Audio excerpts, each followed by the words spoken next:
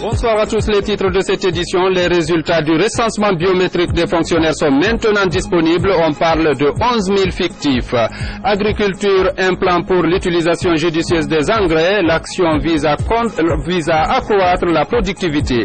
Les artistes rendent hommage aux victimes de Rogbane. 24 chanteurs viennent de concocter un single à cet effet. C'est tout pour les titres. Dans quelques instants, les détails. Casablanca, bonsoir à tous et bienvenue dans ce journal. Casablanca a abrité le forum Guinée-Maroc.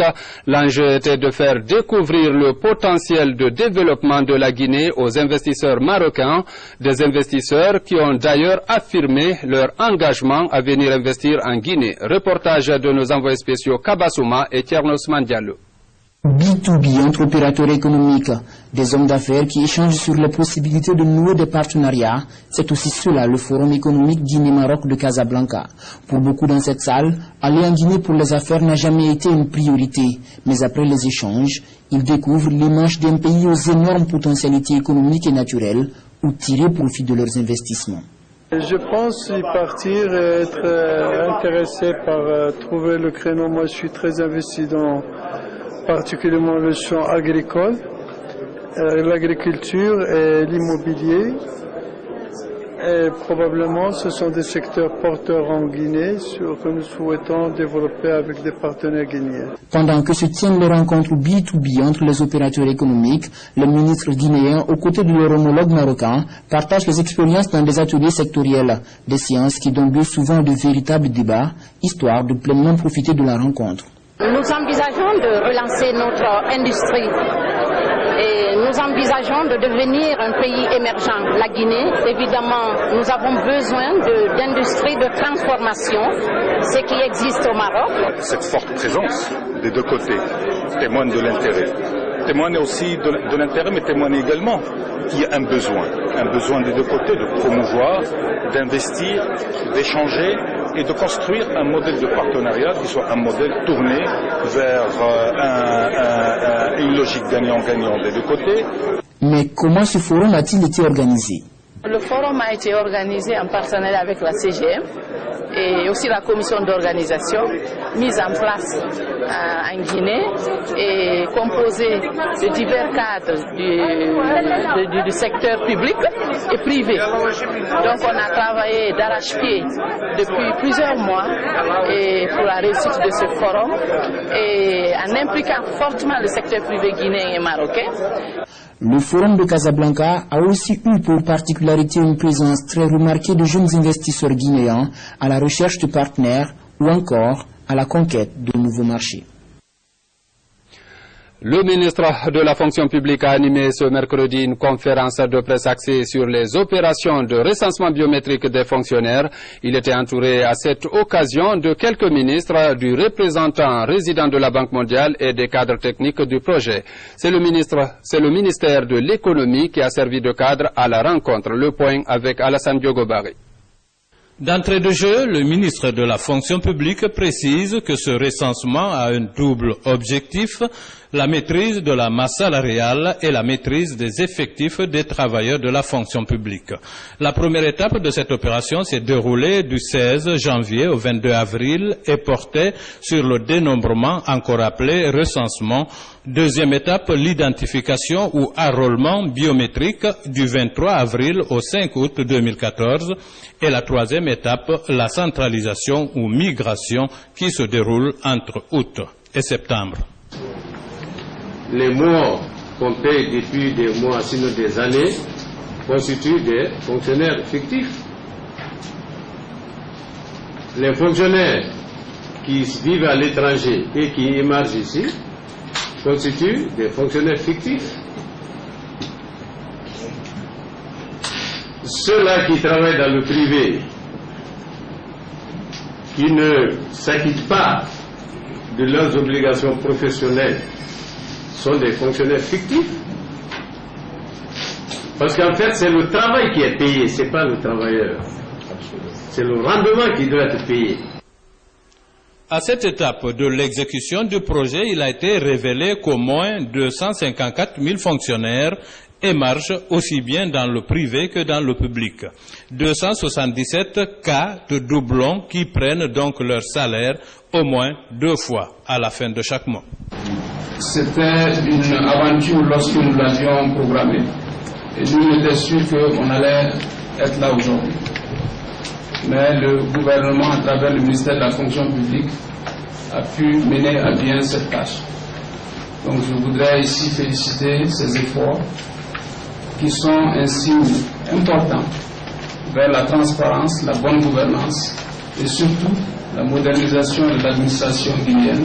La fin des opérations est prévue pour la mi-décembre. D'ici là, un dévirement de tous les salaires pour 3 mois est envisagé par les responsables du projet. Il y a le dévirement de l'ensemble des salaires virés dans les banques à partir de la fin du mois d'octobre pour 3 mois.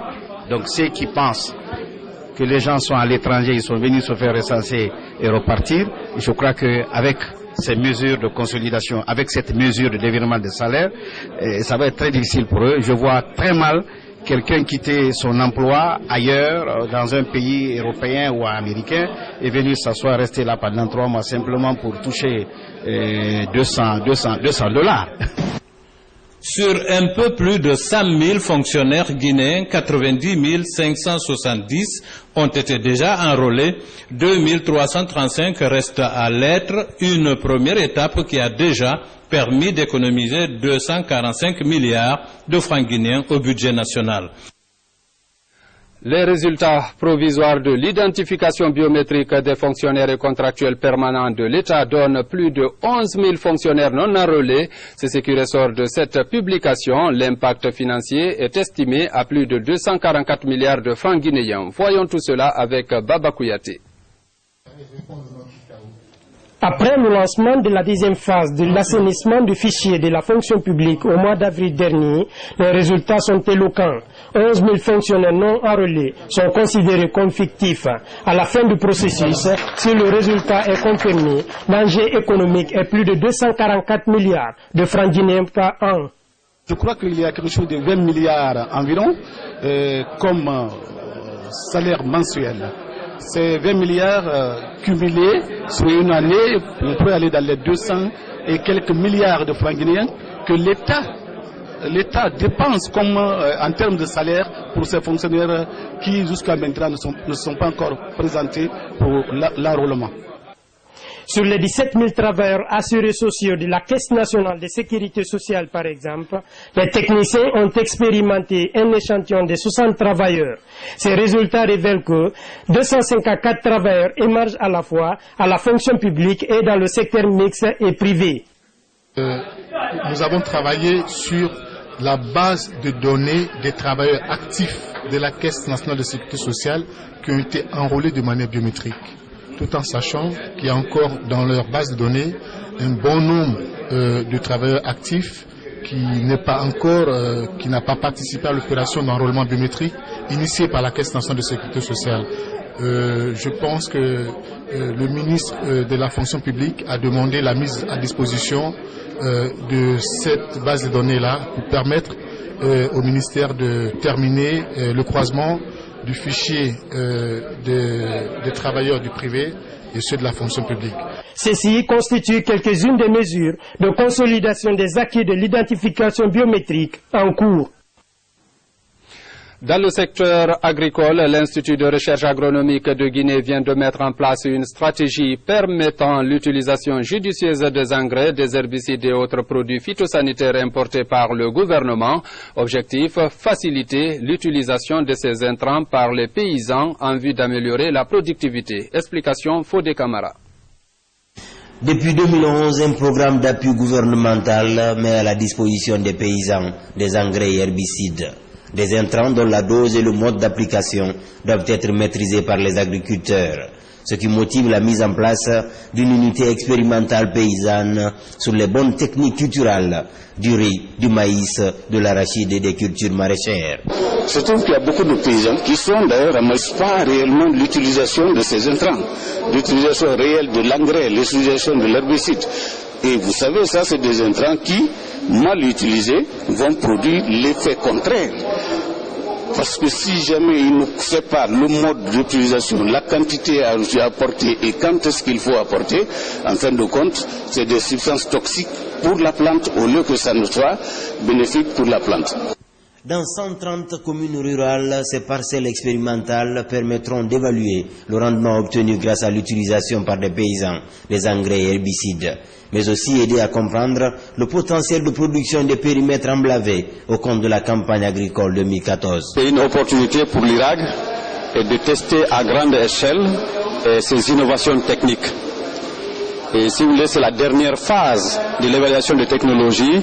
Et à partir de là, il ne restera plus que faire des fiches techniques et ensuite donner le matériel, si c'est des variétés ou les formules d'engrais, aux agents de la vulgarisation pour passer à la vulgarisation à grande échelle. L'unité expérimentale paysanne est aussi une plateforme d'échange d'expériences entre paysans, conseillers, chercheurs et agropédologues. Au niveau de chaque site, un échantillon du sol sera prélevé et analysé pour déterminer ses caractéristiques. Tenue à Conakry de la 5e réunion du comité interministériel de lutte contre Ebola, une réunion élargie aux ambassadeurs, aux représentants des ONG et autres partenaires techniques et financiers pour examiner les voies et moyens permettant d'agir de façon coordonnée dans la lutte contre cette épidémie. Hadja Ramatoulaye Touré. Agir de façon coordonnée et solidaire dans la lutte contre l'épidémie de fièvre hémorragique à virus Ebola est la toile de fond de cette rencontre. Le comité interministériel de lutte contre la maladie et les partenaires techniques et financiers se réunissent pour la 5e fois. Un plan est élaboré. Ce plan-là, essentiellement, a coupé la chaîne de transmission et assuré une prise en charge adéquate dans un maximum de nombre de centres de traitement. Et changer notre stratégie de communication basée sur une communication de proximité et sur la perception des communautés de la maladie. Depuis la déclaration de cette épidémie, le gouvernement guinéen a mis en place des dispositifs institutionnels de riposte à l'échelle nationale. Je profite de cette opportunité qui m'est offerte pour encore une fois remercier tous les intervenants, leur signifier toute notre gratitude, toute notre reconnaissance pour les efforts d'accompagnement dans le cadre de cette riposte entamée par le gouvernement guinéen depuis mars 2014. Cette épidémie fait aujourd'hui des ravages humains en Afrique et particulièrement en Afrique de l'Ouest, avec des conséquences désastreuses pour l'économie et le développement, perturbant de fait toute programmation, ralentissant la croissance et alertant les réformes économiques et sociales entreprises dans nos pays. Ce gouvernement traduit à nouveau la satisfaction du chef de l'État à l'endroit de la communauté internationale pour sa solidarité avec la Guinée dans la lutte contre cette épidémie. La diaspora a également un rôle à jouer pour aider la mère patrie. Le combat contre Ebola dans notre pays reste l'affaire de tous les Guinéens. Le ministre Sanoussi Bantamasso tend la main à la diaspora. Reportage Habib Thiam. En rejoignant le bureau tôt ce matin, le ministre délégué des Guinéens de l'étranger vient aborder avec la presse un dossier très particulier et le slogan utilisé témoigne de l'urgence. Notre pays est confronté à l'épidémie de la fièvre hémorragique à virus Ebola. Partie du sud du pays, aujourd'hui elle s'est propagée à plusieurs préfectures. Donc l'air est grave. La patrie ou la mort, nous vaincrons Ebola. Dans cet élan d'espoir sur fond de combat contre le virus, le ministre délégué des Guinéens de l'étranger dit attendre le soutien de la diaspora.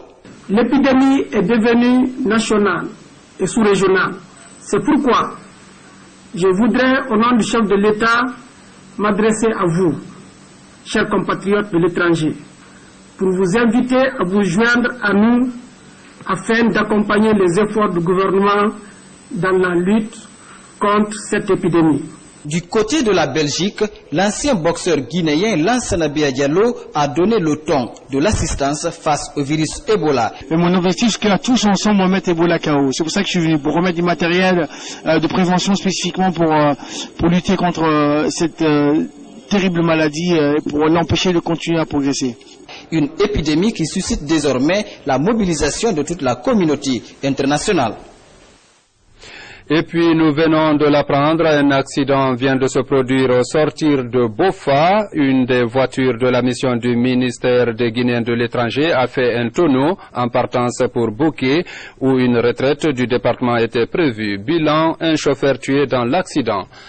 Un protocole d'accord révisé vient d'être signé entre le département de la défense de la Guinée et celui des forces armées populaires de la République démocratique de Corée.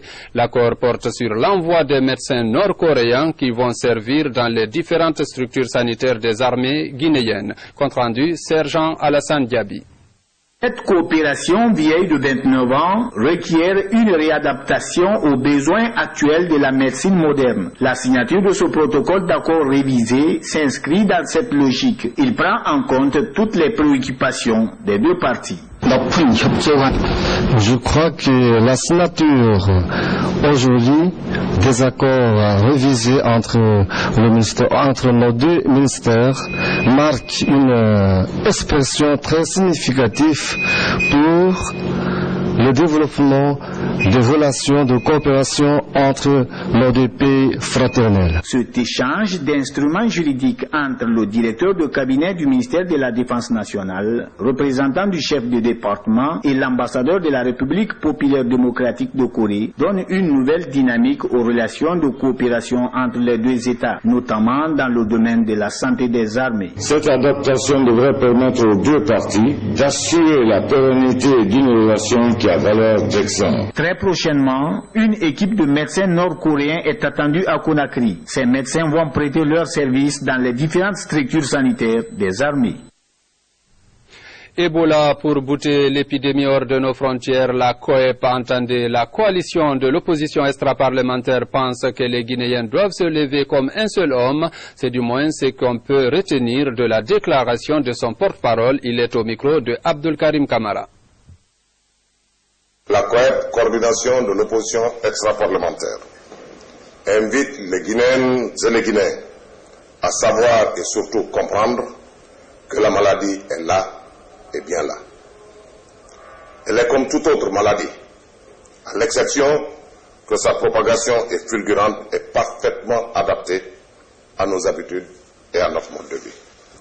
La COEP exprime au gouvernement et au président de la République sa volonté patriotique de contribuer efficacement à toute action concourant à l'atteinte de cet objectif majeur et prioritaire. La COEP remercie les structures nationales, les partenaires extérieurs et la communauté internationale pour les efforts déjà consentis et sollicite davantage leur implication et leur soutien financier et technique. Les cadres de l'administration électorale viennent de boucler une formation axée sur la gestion du cycle électoral, une façon pour la CENI, Commission électorale nationale indépendante, de mieux préparer ses hommes à aborder les futures élections. Compte rendu, Makeme Donzo. Ils sont au nombre de 126 personnes composées des commissaires, assistants techniques et agents de sécurité, tous de la Commission électorale nationale indépendante à suivre la série de formations des formateurs. Une session basée sur la gestion axée sur les résultats, JAR en abrégé. L'objectif de cette formation est de qualifier le personnel et l'administration électorale que nous voulons mettre en place en leur donnant une formation sur la gestion axée sur les résultats. Cela nous a permis de nous doter déjà au sein de la CENI, du moins a permis à la CENI de se doter d'un corps de professionnels et de praticiens sur lesquels on peut bâtir pour continuer, n'est-ce pas, cette œuvre de construction d'une administration professionnelle. La formation a permis aux participants d'améliorer leurs connaissances dans la qualification d'une élection. Comprenons aujourd'hui qu'une organisation est une communauté vivante et active dans laquelle les bonnes relations de collaboration entre les divers acteurs sont déterminantes pour la performance de notre institution. Ce faisant, nous partageons et hiérarchisons efficacement le travail au sein de la CENI, tout en engageant les hommes et les femmes dans l'action à l'utilisation des compétences et la volonté d'agir en équipe. Cette formation amène les travailleurs de la CENI à mesurer une fois encore les enjeux et les défis qui les interpellent dans l'organisation des élections dont ils ont la mission. L'île de Kassa, érigée en sous-préfecture par le chef de l'État, professeur Alpha Condé, cette localité a connu hier l'installation de son premier responsable. Son nom, Lansana Kassasouma, cet agent de développement a désormais la lourde tâche de coordonner les services publics et animer la vie socio-économique de cette localité. Le récit avec Mohamed Lamine Kamara. Presqu'île de Kaloum, l'archipel des îles de Los. Depuis le 5 mai dernier, ce territoire est érigé en sous-préfecture par décret. Kassa devient ainsi la 305e sous-préfecture du pays. La nouvelle circonscription territoriale a environ 15 000 habitants. 5 mois après la création de la sous-préfecture de Kassa, une délégation du ministère de l'administration du territoire, du gouvernorat de Conakry et de la commune de Kaloum procède à l'installation du premier sous-préfet de la localité dans une ambiance de gaieté. Installée dans ses fonctions, la première autorité sous-préfectorale de Kassa a des objectifs précis. Les priorités seront essentiellement basées sur le développement, car comme vous le constatez, notre zone insulaire, notre espace insulaire est presque dénudé. Il est trop en retard. Donc, d'entrée de jeu, nous allons nous atteler à réaliser des infrastructures économiques, des actions, des activités sociales qui puissent procurer du bonheur, du bien-être à nos populations. Cet acte du président de la République, à travers le ministère en charge des questions du territoire, rentre dans l'exécution de la nouvelle politique de réorganisation territoriale du pays. Kassa, les îles de Los donc sont aujourd'hui une sous-préfecture entière et totale. Et donc comme le gouvernement de Conakry est régi par la déconcentration et la décentralisation, et le gouverneur, en tant que tutelle rapprochée des collectivités locales, va aussi être la tutelle de la circonscription afin que la gouvernance territoriale participative se porte mieux et que les populations se retrouvent vraiment au cœur du développement. Lansana Kassasouma est désormais le représentant de l'État auprès de la collectivité des îles de Los. Il a la lourde charge d'impulser cette localité vers le développement local. Tout un défi. Tous pour Alpha Condé, un comité d'action œuvre actuellement dans ce sens. Samedi dernier, la structure a procédé au lancement officiel de son mouvement. La cérémonie était présidée par le ministre de la Communication. Reportage Mohamed Seyar Souma. C'était sous une pluie battante, les pieds dans la boue, que ces jeunes déterminés à soutenir les actions du président de la République ont lancé leur activité ici dans le quartier Afia 2, commune de Dixine. Pour ces jeunes réunis au sein du comité d'action politique Tous pour Alpha Vision 2015, l'heure est à la mobilisation pour d'abord vaincre l'épidémie Ebola et ensuite se mobiliser pour la réélection du professeur Alpha Condé en 2015. Il est temps pour nous, les jeunes et femmes leaders, de se donner la main pour soutenir le président de la République, le professeur Alpha Condé, pour sa réélection, afin de lui permettre d'achever la mission, le bonheur du peuple de Guinée. Ce comité qui fait son baptême de feu a réussi à mobiliser plusieurs responsables des quartiers environnants, les représentants d'autres mouvements de soutien et bien entendu du RPG Arc-en-Ciel. Je suis vraiment content pour les enfants, je vous encourage, vraiment je suis derrière vous, nuit et jour. Représentant le ministre de la Communication, parrain du comité, Ousmane Simakan du mouvement d'Imbori s'est réjoui de l'initiative. Tout bon Guinéen doit soutenir le professeur Alpha Condé par ses actions.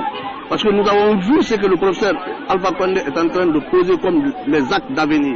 Déjà avec ses antennes partout à Conakry, le comité d'action politique Tous pour Alpha Vision 2015 envisage de s'investir pleinement dans l'assainissement de la capitale pour lui donner toute sa visibilité. Le drame de Rogbane, on en parle cette fois-ci avec les artistes qui rendent hommage aux victimes. C'est d'ailleurs le titre du single réalisé par 24 artistes du pays qui ont présenté l'œuvre à travers un point de presse. Le point avec Fatoumata Kourouma.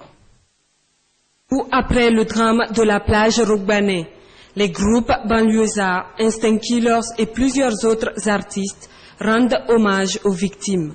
À travers ce single audiovisuel de 9 minutes, les artistes demandent pardon aux familles des victimes et au peuple de Guinée. On était très touchés le jour même où on a créé ce morceau avec toute l'équipe. Et on était très touchés. Il y en a qui n'ont pas pu retenir leurs larmes sur place même.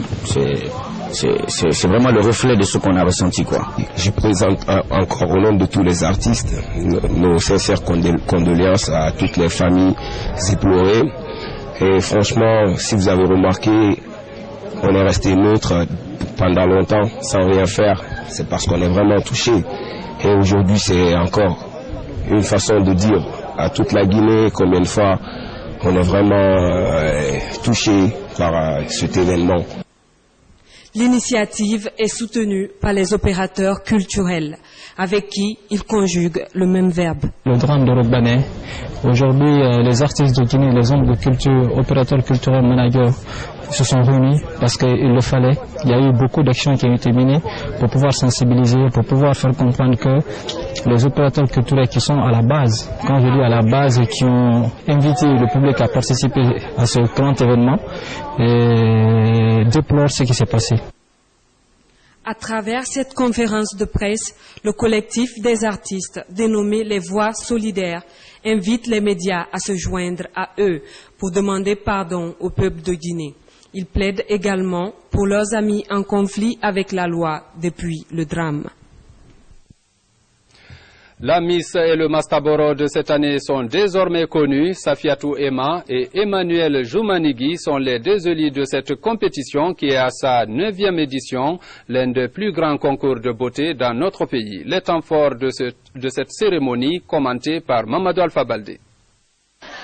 Ebola oblige, il faut se laver les mains pour accéder à la salle. C'est la 9e édition Miss et Mastaboro. Le palais du peuple affiche complet. 40 candidats, séries garçons et filles, se mesurent sur scène. En tenue olympique et traditionnelle, chaque candidat tente d'exprimer sa beauté physique et intellectuelle. Devant un public passionné, le jury déclare Safiatou Emma Diakité du groupe scolaire Hadjabibatou Tunkara et Emmanuel Zoumanigui, candidat de Kamsar, Miss et Mastaboro pour cette année. Je dirais que je suis très émue, je suis très contente, je ne sais comment éprouver mes sentiments d'enthousiasme et tout. Je ne ferai que remercier les membres de la SAISCOM et bien sûr ma famille et tous ceux qui ont voulu m'accompagner de près ou de loin. Et en même temps ceux qui m'ont soutenu physiquement, moralement et tout. Merci, je suis vraiment contente. Avoir un tel honneur, c'est pas une petite affaire. Je sais que cette banderole va beaucoup marquer ma vie. Et je suis tellement content de plus. Car j'ai montré l'image de ma ville et comme ça. Organisé par la SAISCOM, ce concours de beauté réunit chaque année des élèves venus de tout le pays. Objectif, valoriser davantage la culture guinéenne au niveau local et international. Sport, le Comité national olympique et sportif guinéen informe l'ensemble de la famille sportive guinéenne, les institutions internationales et la société civile que la conférence de la Commission Sport et Paix, prévue le 13 septembre 2014 au Palais du Peuple, est reportée à une date ultérieure à raison de l'épidémie de la fièvre hémorragique Ebola. Sport toujours dans le cadre des éliminatoires de la CAN Maroc 2015. Le Sili a effectué sa deuxième sortie à Kampala, c'est en Ouganda. Le Sili a perdu ce match par 2-0. On reçoit pour vous Oumar Dieng, chef de service sport de la RTG. Monsieur Dieng, bonsoir. Bonsoir. Le Sili a perdu. Est-ce que vous pouvez nous dire dans quelles conditions le Sili a joué ce match? Bon, il faut le dire tout de suite. Le Sili national a joué dans des conditions extrêmement difficiles. Vous savez, tout au début, même contre le Togo, l'équipe guinéenne était amputée de 6 joueurs titulaires. Et pour ce match contre l'Ouganda, l'équipe ougandaise à Kampala, il n'y avait qu'un seul des 6 qui ait pu rallier l'équipe, c'est le capitaine Kamil Zayat. Donc tous les autres sont restés absents. Et c'est surtout les conditions de séjour de l'équipe guinéenne, selon les informations que nous avons lues sur le net, ce sont les conditions de séjour qui ont été extrêmement difficiles parce que l'équipe guinéenne a été hébergée en dehors de la ville, c'est une sorte de quarantaine. Donc pour rallier le stade Mandela de Kampala, c'était quand même toute une cascade parce que c'est sur une piste accidentée en dehors de la ville. Donc venir au stade, c'est tout un marathon. Mais à cela aussi s'ajoute que la délégation guinéenne a été amputée de supporters, amputée de certains officiels, amputée même des journalistes. Il n'y a que le président de la Fédération guinéenne de football qui ait été admis en dehors des 25, c'est-à-dire les joueurs et leur encadrement, et tout simplement, certainement par méfiance préventive par rapport à la propagation du virus de la fièvre Ebola. Mais je m'empresse de préciser tout de suite, puisque le président de la République lui-même, le professeur Alpha Condé, nous le demandait hier d'expliquer les mesures préventives. Je dis, ce n'est pas par rapport à 11 joueurs contre 11 que la CAF a pris des mesures préventives qui consistent à délocaliser. Donc on n'avait pas à se méfier d'une délégation de 35 personnes qu'on pouvait couvrir médicalement. Mais c'est le mouvement des foules à la rentrée au niveau des stades, et à la sortie des stades à l'occasion des rencontres de football. C'est de ça que la CAF, l'OMS, la FIFA et l'Union africaine se méfient et qui ont demandé de ne pas jouer les rencontres internationales de football dans les pays où sévit le virus Ebola. Et je crois que là, la CAF, l'OMS et la FIFA et l'Union africaine ont raison. Donc, on a délocalisé les matchs, c'est parce qu'on se méfie de ces mouvements de foule. Alors, vous dites que la CAF a raison. Alors, le Sili a perdu. Quelles sont donc les chances du Sili pour la suite des éliminatoires? Les chances ne sont pas perdues. Nous ne sommes qu'à 2 rencontres sur 6. La prochaine rencontre est celle qui va opposer le Sili national au Black Star du Ghana. Bon, il est évident, tel que la situation épidémiologique évolue chez nous, ce match-là va être délocalisé au Maroc, mais il faudra absolument le gagner. Il faut que le 5 octobre prochain, le Sili national puisse renverser la vapeur et puisse donc battre le Ghana. Parce que dans la situation actuelle, l'Ouganda est premier avec 4 points, goal average de plus 2. Le Ghana est deuxième avec 4 points, goal average de plus 1. La Guinée est troisième avec 3 points et le Togo ferme la marche avec 1 point. Mais si on parvient à battre le Ghana le 5 octobre, nous deviendrons premier ou tout au moins deuxième, parce qu'au même moment, le Togo va se déplacer pour Kampala. Et là, les Ougandais ont toutes les chances de gagner et de préserver la première place. Donc, si je comprends bien, il faut forcément battre le Ghana. Il faut absolument battre le Ghana. Ça va être un tournant décisif le 5 octobre prochain au Maroc. Et vous savez, il y a une série, une cascade de 2 matchs par mois, et au cours de ce même mois d'octobre, le Sili va se déplacer pour Accra. Il y a Guinée-Ghana au Maroc et Ghana-Guinée à Accra, mais ce sont des matchs à ne pas perdre. Mais surtout le match que l'on joue à domicile et qui va être délocalisé donc au Maroc. Et il y a aussi les autres matchs. Parce que tout match gagné donne 3 points, même si vous le remportez sur le terrain de l'adversaire. Il y a le match Togo-Guinée qu'on va livrer à Lomé, toujours au mois d'octobre, toujours mais cette fois au mois de novembre. Et le tout dernier match, c'est Guinée-Ouganda, normalement au stade du 28 septembre ici à Conakry. C'est une occasion pour nous aussi. Qui risque, bon, on verra l'évolution de l'épidémie. En tout cas, il y a Guinée-Ouganda, le tout dernier match, et je pense que là aussi on peut faire le gain de 3 points, parce qu'entre nous et l'Ouganda, il faut le rappeler dans le palmarès, dans les éliminatoires de la CAN, l'Ouganda nous a toujours battus à Kampala, mais à Conakry, le Sili national aussi a toujours gagné. Donc il faut forcément que le Sili remporte la victoire face au Black Star du Ghana. Mesdames, Messieurs, c'est tout pour cette édition. Merci de votre aimable attention et bonne suite de programme sur la RTG.